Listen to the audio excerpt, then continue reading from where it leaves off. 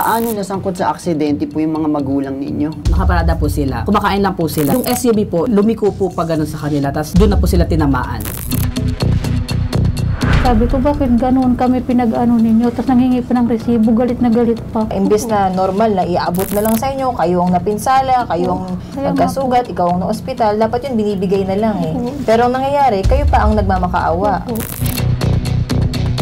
Matanong ko sa inyo, kung sakaling hindi ginawa nitong may-ari ng SUV, itong sinasabing pangako nila, ano magiging kaukulan na hakbang na pwedeng gawin nitong mag-inang yun? Pwede po silang magsampa ng kasong reckless imprudence assaulting, damage to property at saka physical injuries po. Paano kayo naaway, nanay? Makikipag-offer daw po ako sa malasakit. Lagi po nila sinasabi sa malasakit. So kayo pa yung pinahanap ng sinasabing tulong financial. Bakit hindi na lang kayo maglabas ng pera? Bakit kayo pa ang lalapit sa malasakit? Sir, yung bill po kasi sa totoo lang napakalaki po. Hindi po namin kayang maglabas po ng ganong kalaking pera. Okay, so bakit kayo nag-agree doon sa police station na may kasunduan? Yun kasi ang magiging batayan nila na hindi kayo tumapad doon sa pangako ninyo na sasagutin nyo lahat.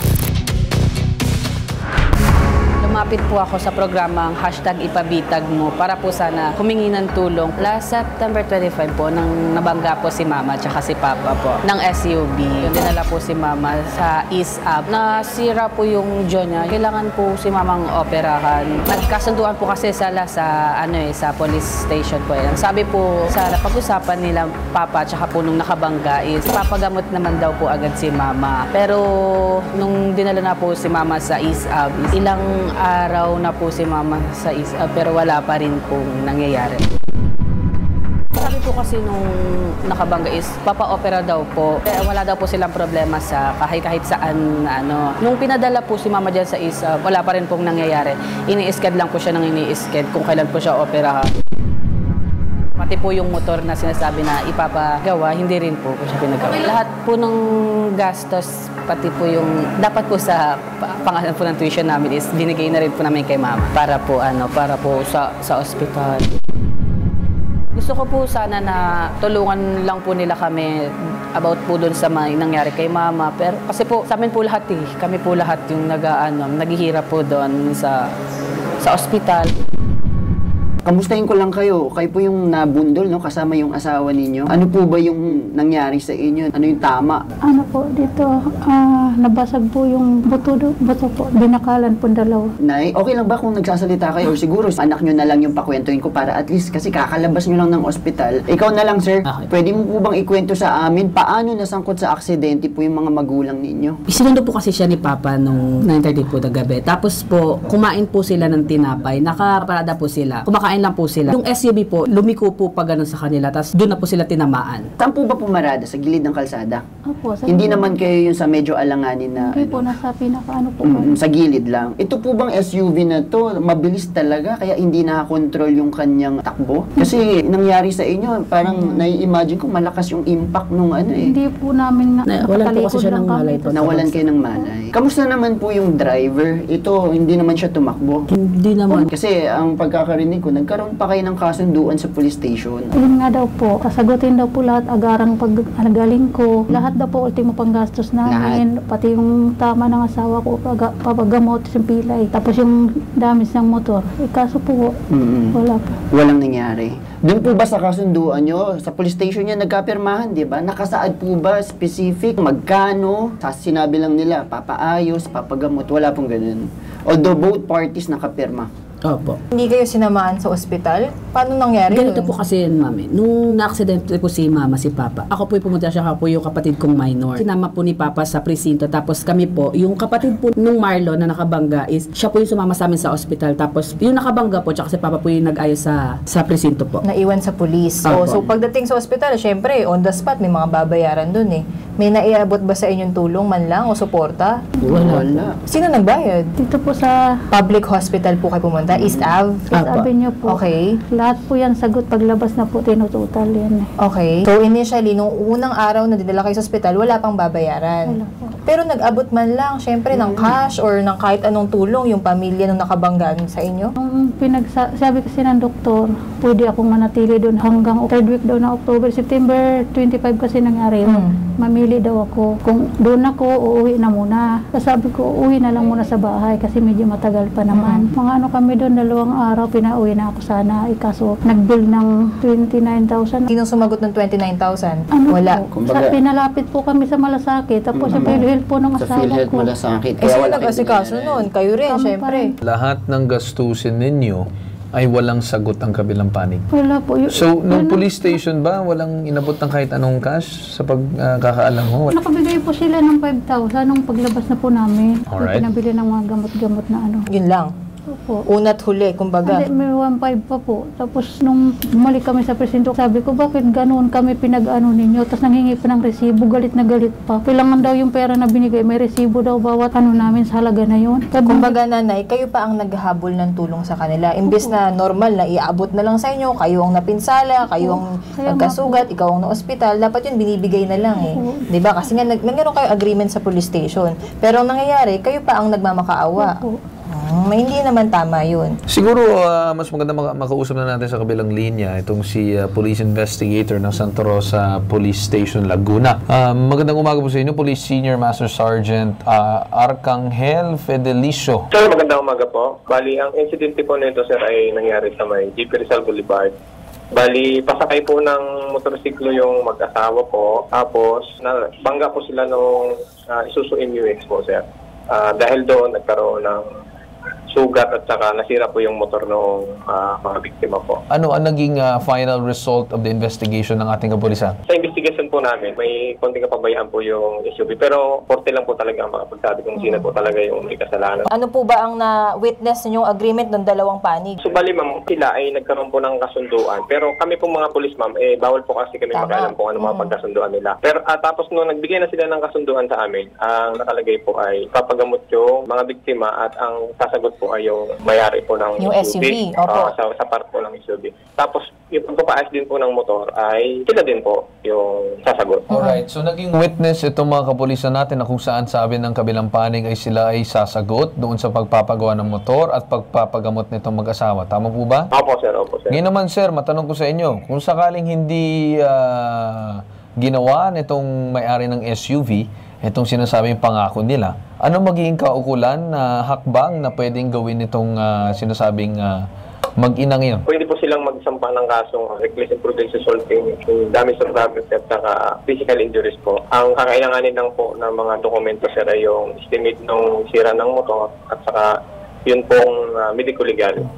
Alright. So siguro stay on the line para pakinggan ang aming conversation dito sa kabilang panig. So mga kausap natin sa kabilang linya, itong si Mary Ann Pascual, ang kapatid ng nakabangga. Magandang umaga po sa inyo. Hello po, sir. Good. Nung araw po na na-aksidente po kami, ako po ang kasama po nung ninanay na naisip ko po ay East Avenue. Doon po kami dinala ng ambulansya. Tapos nung nandun na po kami, bali po lahat naman po, CT scan, ultrasound, x-ray, lahat naman po, pinagawa naman po namin. Tapos po, kasama po niya kami, pati po yung kaibigan ko na nagbabantay sa kanya, pati po yung isang anak niya po. Okay na ma'am, naintindihan ko na yun. Hindi ko po sinasabi na pinabayaan nyo sila dun sa part. Ang tinatanong ko dito ma'am, Mary Ann, no, kung natulungan nyo ba doon sa part ng financial? Kasi yun yung napakahalaga. Yes, nagamot na ngayong taon, nakalabas na. Pero paano nila babayaran yung bills? Yan ang pinaka-main concern ko. Kasi madali lang naman utusan ng ospital, ipa-CT scan, ipa-x-ray, ipagamot. Yung paano naman yung pambayad nila, hindi naman nila ginusto na maaksidente at kukunin sa PhilHealth ng asawa niya at doon sa Malasakit. Wala bang nilabas ang inyong panig para lang matulungan itong mga mag-asawa? Kasi ma'am, ako nagbabase no, sa ating kasunduan na kung saan doon daw sa police station naganap, nababayaran nyo lahat na magiging gastusin and at the same time aayusin nyo din ang motor. Kasi kung titignan natin kung sino nagkamali dito, ang inyong panig na nakabangga, ang inyong kasama, dun sa tao na nasa gilid ng kalsada. Mabuti sana kung may possible mali itong kabilang panig.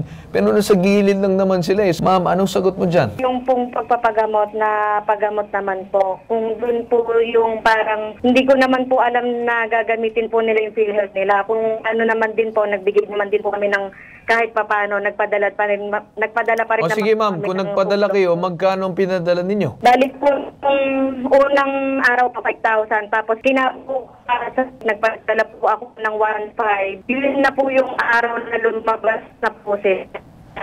Tapos kinabukasan po nung pagkakasundo ko po sa kanila, kinabukasan nagpatawag sila ng presinto. October 5, nagbigay po ulit kami sa kanila. Tapos po nung check-up po, nagbigay din po sa kanila. Okay, ma'am, gusto ko lang matanong, ma'am, suma total, magkano ang binayaran ninyo? Ang iaabot na po namin sa kanila, nasa 9,500 po, yung iaabot po namin sa kanila. So, 9,500 lahat ang naiabot ninyo. Alam nyo ba na mahigit 26,000 pa ang kanilang bill sa ospital? Tapos yung 9,500 ninyo, hindi pa doon tulong doon sa pagpapaayos ng motor? Sir, doon po sa pagpapaayos ng motor, nag-aantay po kami ng feedback nila. Katunayan po, kaninang umaga po, nag-message po ako sa kanila na, Nay, Tay, kailan po kayo available para po maipaayos yung motor? Ano pong sagot po nila sa akin? O sige ma'am, siguro ganito, no, pasalitain ko yung kabilang panig para kung ano yung kanilang pakiramdam tungkol po sa inyong mga sagot. Anong sagot ninyo, ma'am? Nakasinungaling po ng babae yan eh. Paano po ako naging sinungaling, Nay?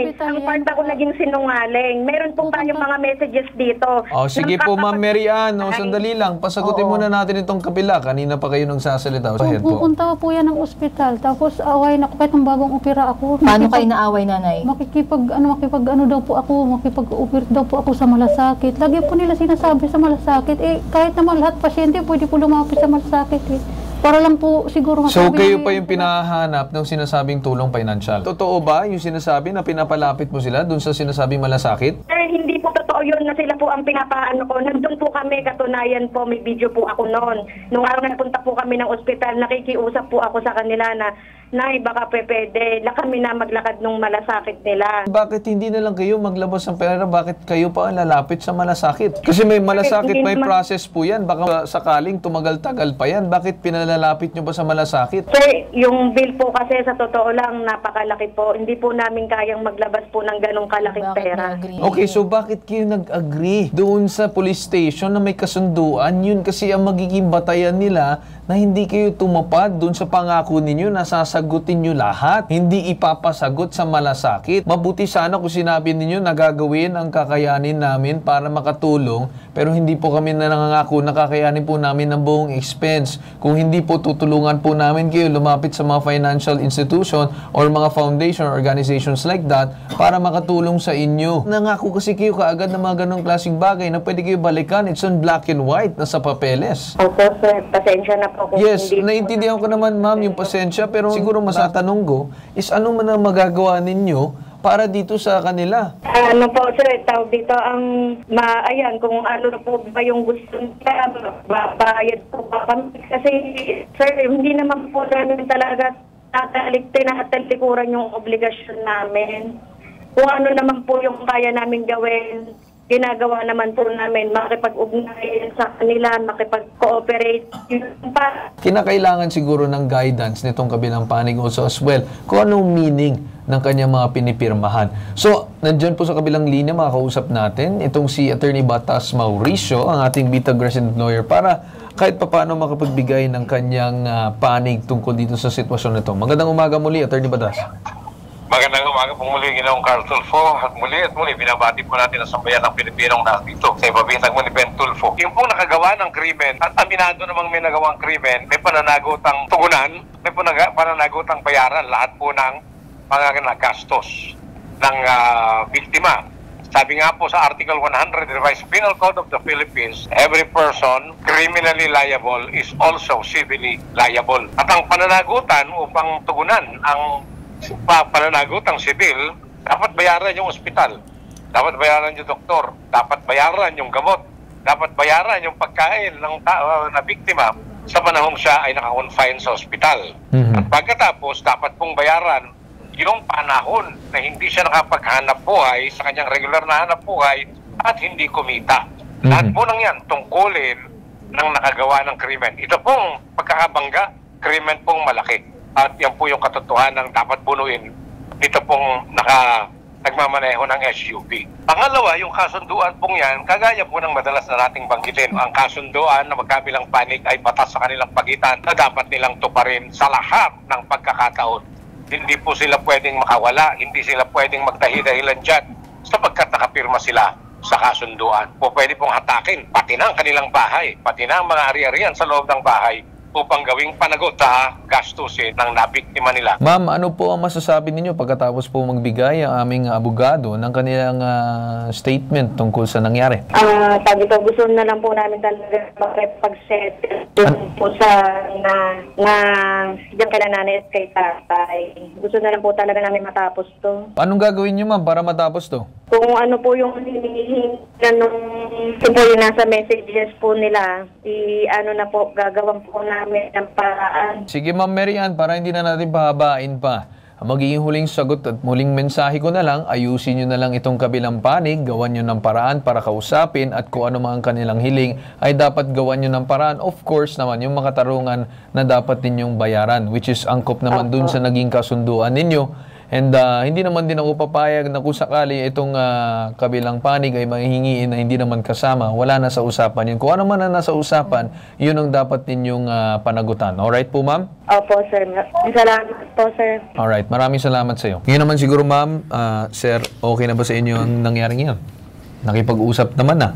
Mukhang na-stress doon sa sabi ng aming abogado na kung saan ay meron talaga silang pananagutan at merong pag-amin doon sa kanilang pagkakamali. Bibigyan natin sila ng pagkakataong ayusin po ulit, na talagang suportahan kayo. In short, aregluhin Pag hindi po sila tumupad, nanay, magkakaso po kayo. Kasi kalimitan, medyo ang report sa amin, sumusobra ang hingi, kaya hindi maibigay. Kung ano po yung sapat at karapat dapat, hingin nyo po at sana po maibigay nung kabilang panig.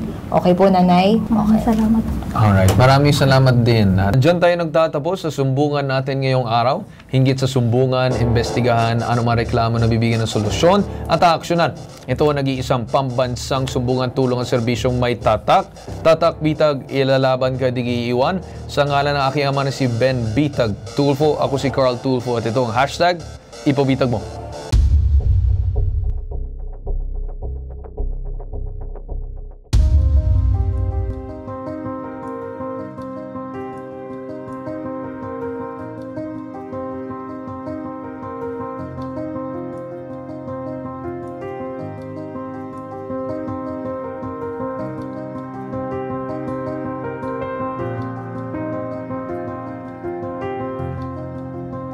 Magandang umaga po, ako po si Jeneline Babor. Nagpapasalamat sa Bitag kay Sir Ben Tulfo, ganun din sa kanyang anak na si Sir Carl Tulfo. Maraming salamat din po sa mga bumubuo ng Bitag, ganun din po kay Miss Bitag Rian sa pag-assist sa amin. Maraming salamat po sa tulong na aksyonan ng aming reklamo. Tapos po akong papasalamat sa inyong binahagi tulong sa aking pamilya na kamit ang bagay na narapat sa amin. Maraming salamat po.